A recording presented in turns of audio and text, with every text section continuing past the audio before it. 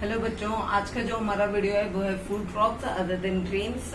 और मेरे ख्याल में आपको इससे पहले की दो वीडियो से आपको सारे क्वेश्चन आंसर्स का भी पता आइडिया लग गया होगा कि किस टाइप के क्वेश्चन आंसर्स आते हैं, एग्जाम में कैसे पूछे गए हैं, वो सारी चीजें आपको पता चल गई होगी। और मेरे ख्याल में आपको वीडियो से सारा चैप्टर भी समझ आ रहा होगा। तो आज हम food crops other than grains मतलब ग्रेन के अलावा और कौन से फूड क्रॉप्स हैं उनके बारे में पढ़ेंगे। तो यहाँ पे है सबसे पहले शुगर केन, फिर टी और देन है कॉफी। तो एक एक करके हम सबके बारे में पढ़ते हैं। जैसे शुगर केन है वो ट्रॉपिकल और सब ट्रॉपिकल एरिया का मतलब इसके लिए ऐसा क्लाइमेट होना चाहिए जो ट्रॉपिकल एरिया में भी हो सकता है और सब ट्रॉपिकल एरिया में भी ग्रो किया जा सकता है। Same as it is T का भी क्या है, ये ट्रॉपिकल और सब ट्रॉपिकल दोनों एरिया में ग्रो होते हैं, लेकिन कॉफी जो है वो ट्रॉपिकल एरिया में होता है। अब देखो आप लोगों को ये कंफ्यूजन, कई बच्चों को ट्रॉपिकल एरिया के बारे में पता ही नहीं है, तो यहाँ पे मैंने छोटा सा उसे एक्सप्लेन करने के लिए बनाया हुआ है। जैसे ये जो होता है 0 डिग्री होता है। 0 डिग्री क्या होता है, हमारा इक्वेटर होता है। इक्वेटर के ऊपर और नीचे जितना भी होता है मतलब ऊपर का पार्ट और नीचे का पार्ट ये ट्रॉपिकल जोन में आता है। उसके ऊपर जो होता है वो सब ट्रॉपिकल एरिया में आता है। तो हमारा इंडिया, मैंने यहाँ पे इंडिया को लोकेट भी किया है। देखो इंडिया में ट्रॉपिक ऑफ कैंसर जो है वो बीच से, इंडिया के बीच से जाती है और 2 पार्ट में डिवाइड करती है। तो देखो आप, जैसे कि आप लोगों को मैंने बताया यहाँ शुगर केन, तो शुगर केन कहाँ पे है, हमारा ग्रो होता है उत्तर प्रदेश में। यहाँ पे उत्तर प्रदेश है और उसके अलावा महाराष्ट्र जो कि सब ट्रॉपिकल, जो कि ट्रॉपिकल एरिया में आ जाता है। तो सब ट्रॉपिकल और ट्रॉपिकल दोनों एरिया में शुगर केन को कल्टीवेट किया जा सकता है। वैसे टी है, टी जो है हमारे असम में होता है, ये आप लोगों को पता ही है। इसके अलावा साउथ इंडिया में नीलगिरी हिल्स पे भी होता है। तो साउथ इंडिया जो ट्रॉपिकल रीजन में आ गया, लेकिन कॉफी जो है वो केवल साउथ के कर्नाटका, केरला, तमिलनाडु में ही ग्रो किया जाता है, तो इसलिए वो केवल ट्रॉपिकल एरिया है। ठीक है, नेक्स्ट है रेनफॉल। रेनफॉल जो शुगर केन के लिए चाहिए वो 75 सेंटीमीटर से 100 सेंटीमीटर रेनफॉल भी चाहिए। इससे कम एरिया मतलब रेनफॉल वाले एरिया में भी इसको ग्रो किया जा सकता है, लेकिन वहाँ इरिगेशन फैसिलिटी अच्छी होनी चाहिए। नेक्स्ट है टी।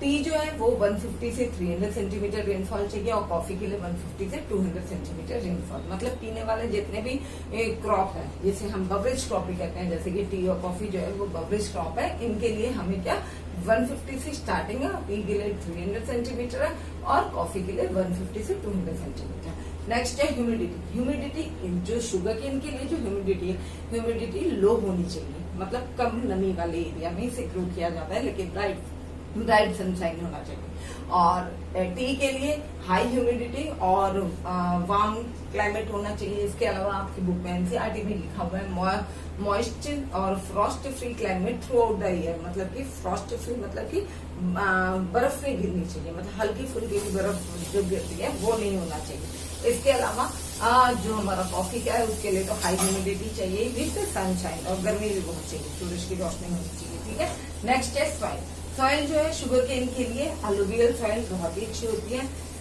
टी के लिए deep fertile well drain soil. Well drain soil मतलब कि पहाड़ों के ऊपर में ड्रेनेज हो जाए, मतलब पहाड़ों के ऊपर जैसे बारिश हो रही है, पानी गिर रहा है तो वो स्लोप के थ्रू नीचे की ओर बह जाए। अगर वो वहां पे रुक जाएगा, पानी इधर रुक जाता है, तो टी की जो जड़ें जो होती हैं वो गलने लगती है, सड़ने लगती है, जिसके कारण उसका प्लांट जो होगा, टी प्लांट जो होगा वो खराब हो जाएगा। इसीलिए वेल ड्रेन सॉइल चाहिए। और वो जो, क्योंकि माउंटेनियस रीजन जो होता है ह्यूमस के लिए बहुत ही ज्यादा अच्छा, मतलब ह्यूमस बहुत ज्यादा होता है, उसमें पेड़ पौधे की पत्तियां गिरती रहती है, तो रिच इन ह्यूमस वाले एरिया में होता है। कॉफी जो है हिली और स्लोपी, मतलब ये भी पहाड़ों के ऊपर ही होता है और स्लोपी लैंड वाले एरिया में ग्रो किया जाता है। नेक्स्ट है मेजर प्रोड्यूसर। अगर हम देखें हमारे इंडिया में लीडिंग प्रोड्यूसर जो है शुगर केन का उत्तर प्रदेश था, अब जो है वो महाराष्ट्र हो रहा है। वैसे नंबर 1 पे उत्तर प्रदेश को ही देखा जाता है, लेकिन धीरे धीरे अब क्या है महाराष्ट्र एरिया में भी शुगर केन को ग्रो किया जा रहा है, क्योंकि ट्रॉपिकल एरिया और सब ट्रॉपिकल दोनों में होता है। तो ये जो महाराष्ट्र वाला है वो ट्रॉपिकल एरिया में आ जाता है, और यहाँ पे शुगर केन के जो सुक्रोज होता है उसमें बहुत ज्यादा मतलब गन्ने के अंदर में बहुत ज्यादा सुक्रोज होता है, जिसके कारण उसे अच्छे से ग्रो करना इजीली होता है। वहां के गन्ने थोड़े मोटे भी होते हैं। ठीक है, नेक्स्ट है टी।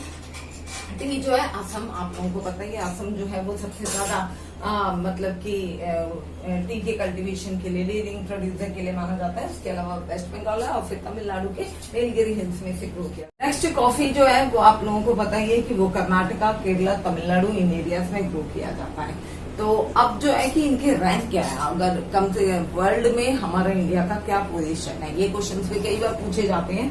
तो इंडिया जो है शुगर केन में 2nd नंबर पे आता है फर्स्ट नंबर पे आप लोग ये मत सोचना कि चाइना है, यहाँ पे फर्स्ट नंबर पे ब्राजील आ जाता है। ठीक है, वैसे चाइना हर जगह होता है, लेकिन मैंने कई बार बोला है कि ये एक्सेप्शन होता है, कई जगह में चाइना नहीं है तो ब्राजील है। क्यों? क्योंकि चाइना में ये ट्रॉपिकल एरिया है ही नहीं और सब ट्रॉपिकल एरिया भी नहीं है, वो थोड़ा और ज्यादा ठंडे एरिया में आ जाता है, तो वहां पे शुगर केन थोड़ा कम होता है कम होता है।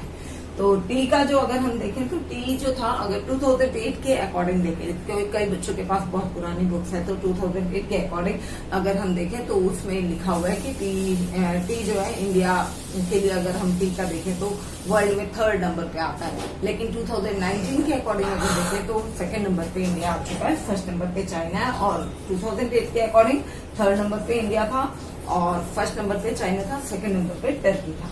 नेक्स्ट है कॉफी। कॉफी जो है वर्ल्ड में, क्योंकि हमारे इंडिया में बहुत ही कम होता है, तो 7% मतलब 7th नंबर पे हमारा इंडिया आता है।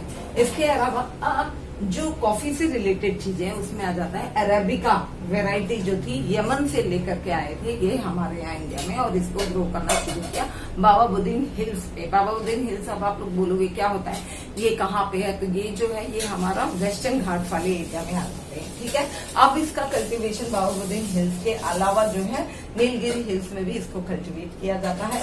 हाँ, एक चीज और है, 2008 के अकॉर्डिंग हमारे यहाँ कॉफी का जो प्रोडक्शन था वो 3.2% था, लेकिन अब 2019 के अकॉर्डिंग कॉफी का प्रोडक्शन जो है वो 3.19%। ठीक है, नेक्स्ट वीडियो जो आएगी उसमें आपको आगे नेक्स्ट टॉपिक्स को मैं एक्सप्लेन करूंगी। नेक्स्ट टॉपिक जो है हमारा वो है ऑयल सीड्स। ऑयल सीड्स मतलब कि आप लोगों को पता ही है, तेल, वो सीड्स है जिनसे हम तेल बना सकते हैं। तो यहाँ पे हमारे जो सारे सीड्स हैं जिनसे हम ऑयल को निकालते हैं, वो सारी चीज़ों को यहाँ मैंने लिख दिया है और उसकी हिंदी भी लिख दी है। जैसे ग्राउंडनट है, मूंगफली हो गया, रेप सीड है, राई जो काली वाली होती है ना उसे कहते हैं रेप सीड। मस्टर्ड जो होता है वो सरसों होता है, येलो वाला जो होता है उसके लिए है। कोकोनट नारियल का तेल आपको पता ही है, सेसेमम मतलब तिल का तेल होता है। सोयाबीन है, कैस्टर सीड्स है, सारे की मैंने यहाँ मतलब लिख दिए हैं और आपको यहाँ पे अभी रिप्रेजेंट भी कर देंगे, देख करके आपको पता चल जाए। और ये ज़्यादातर इनका इम्पोर्टेंस जो है उसमें हम ये देखेंगे कि ऑयल सीड्स का यूज़ हम करते कहाँ है। तो ऑयल सीड्स जो होता है, वैसे आप लोगों को पता ही है कि एडिबल ऑयल है। एडिबल ऑयल है मतलब कि खाने के लिए हम इसका यूज़ करते हैं। आप लोगों के घर में भी देखते होंगे सब्जियों में इसका यूज़ होता है, या फिर पूरी पराठा जो भी बनाते हैं उन सारी चीज़ों में इसका यूज़ किया जाता है। तो एडिबल ऑयल है, कुकिंग के लिए बहुत ही अच्छा माना जाता है।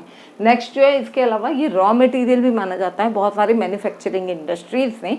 और मैन्युफैक्चरिंग मतलब कि जैसे कि हमारा पेंट है या कॉस्मेटिक आइटम्स है, या फिर आप लोग सिर में तेल लगाते हो तो वो भी तो ऑयल से ही होता है ना। तो ये सारी चीज़ें जो होती है, परफ्यूम है, कॉस्मेटिक आइटम, इन सब में भी हम ऑयल का यूज़ करते हैं। इसके अलावा ऑयल जब निकल जाता है तो उसका जो वेस्ट मटेरियल होता है उसे कहते हैं ऑयल केक। और वो जो ऑयल केक होता है वो एनिमल्स को भी फीड कराया जाता है, तो उनको फूड के तौर पे उन्हें दिया जाता है। इसके अलावा वो हम ह्यूमन बीइंग क्या करते हैं, गांव वगैरह में आप लोगों ने देखा होगा, उसको लेकर के खेतों में डाल दिया जाता है। खेतों में अगर डालते हैं तो उससे क्या होता है, नेचुरल फर्टिलिटी आ जाती है, उसको फर्टाइल कर देता है। तो ये एज ए फर्टिलाइजर की तरह भी यूज़ होता है। फिर इंडिया जो है वो सेकेंड लार्जेस्ट प्रोड्यूसर है ग्राउंडनट में वर्ल्ड का। अगर हम देखें तो वर्ल्ड में सेकेंड नंबर पे हमारा इंडिया आता है ग्राउंडनट के प्रोडक्शन में। और इसके अलावा 3rd नंबर पे रेप सीड में, जो काली वाली राई होती है ना, या सरसों जिसे कहते हैं, उसमें जो है वो हमारा इंडिया जो है वो 3rd नंबर पे आता है। तो नेक्स्ट वीडियो जो आएगा, मतलब जो नेक्स्ट टॉपिक जो होगा उसे आगे हम क्लियर करेंगे। इससे रिलेटेड बहुत सारे क्वेश्चंस है 2012 और 13 में आए हैं। तो थैंक यू। ऑयल सीड को हम आगे कंटिन्यू करते हैं। जैसे कि आप लोगों को यहाँ पता है कि ग्राउंडनट जो है हमारे इंडिया में अगर हम देखें तो बहुत ही ज़्यादा उगाया जाता है वैसे। ठीक है, तो ग्राउंडनट जो है खारिफ क्रॉप है और गुजरात जो है वो लीडिंग प्रोड्यूसर है ग्राउंडनट का। ग्राउंडनट मतलब मूंगफली, आप लोगों को पता ही है। लिनसीड एंड मस्टर्ड जो है, लिनसीड मतलब कि आप लोगों को अलसी मैंने बताया, और मस्टर्ड जो है पीली वाली सरसों, ये दोनों जो है राबी के क्रॉप्स है, सर्दियों में लगाए जाते हैं।